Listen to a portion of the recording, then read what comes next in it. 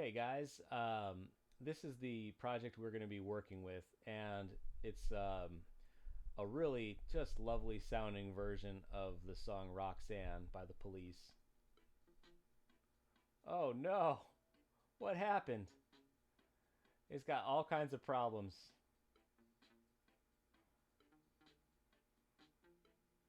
Okay, so we got all kinds of problems to fix, and as we go to the chorus, you'll hear even more problems.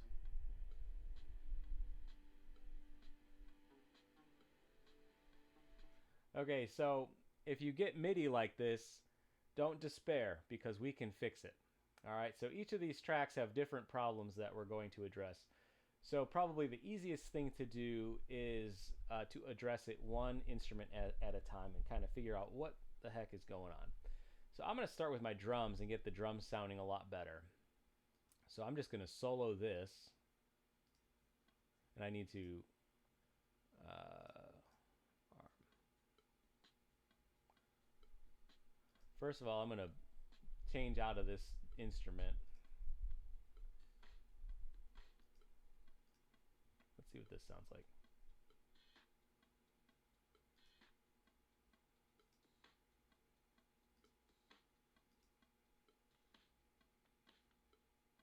All right, that's close enough. I'm not worried too much about the sound for today, but so let's take a look at this. As you can kind of hear. Let me turn the click track on also. Turn this group off.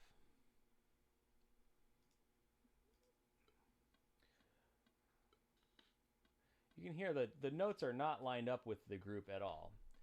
And so if I look at this MIDI in more detail, you can see that as I zoom in, my notes are not really lined up very well. It was obviously played in um, kind of shot with kind of a shoddy, and the velocities are all over the place. It just doesn't sound very consistent. So the first thing I'm going to do, I'm going to double check my grid, and my grid is set on 30 seconds. So before I change anything, I'm going to set everything to 16th note because this song has a bunch of 16th notes in it. And then I'm going to let's get everything lined up with the grid first of all. So I'm going to hit Command A, which is going to highlight everything. Rather than clicking and dragging, Command A will just select it all.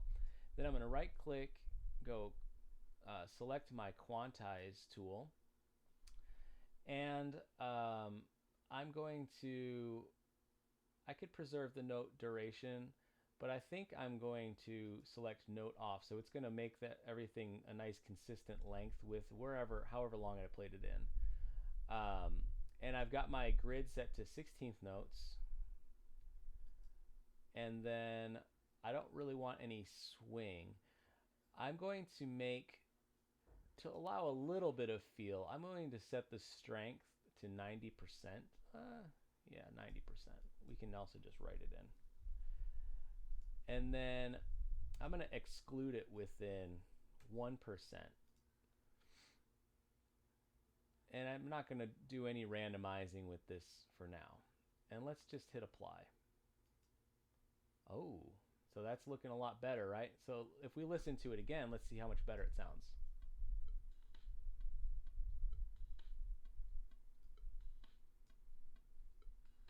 So I notice this note is in the wrong place. So I'm just going to drag that one by hand. So you always need to double check your work, make sure.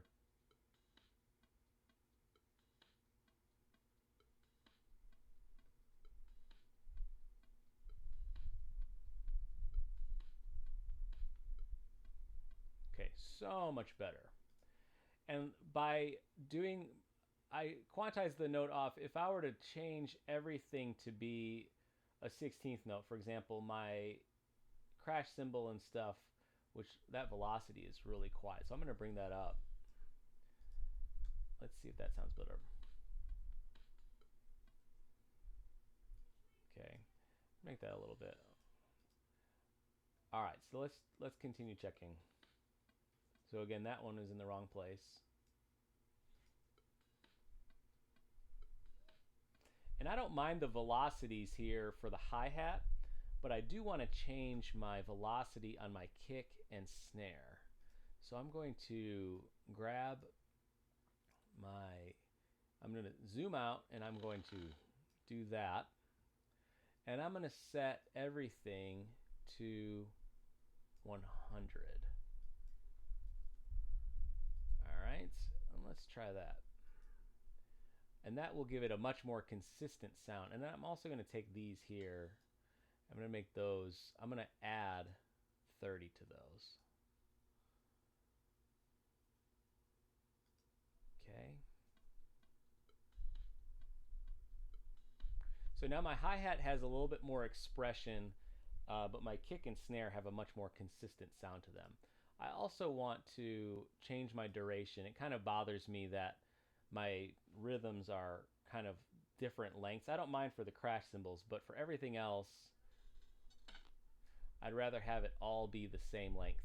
So I'm going to go to my change duration tool, and I'm going to set it all. Oops, not like that. I'm going to set everything to, let's see what that did.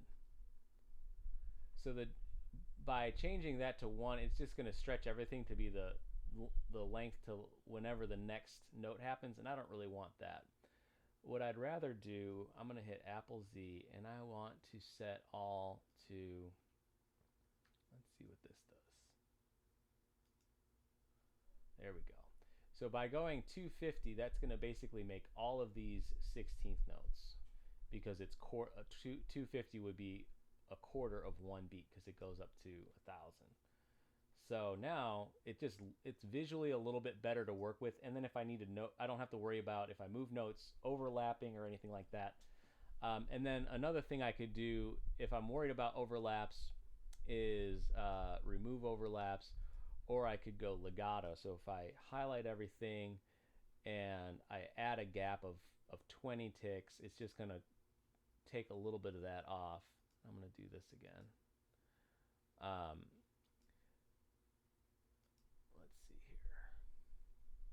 I guess it's not going to let me do both of those. I'm going to just leave them at 16th notes, and that way. Okay. Cool. So my drums are sounding much better. Let me just check my chorus and make sure that's sounding good.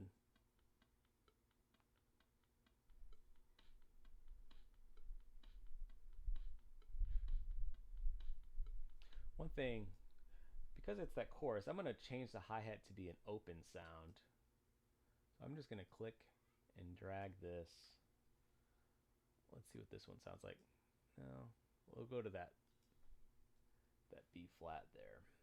I'm going to take these, and instead of trying to guess and click and drag, what I'm going to do is I'm going to go to my transpose tool, and I'm going to add how many semitones? 1, 2, 3, 4. So I'm going to add 4 semitones, and I'm going to hit apply. There. Now everything moved to the right place, and I don't have to worry about if I clicked and dragged it to the right spot or not.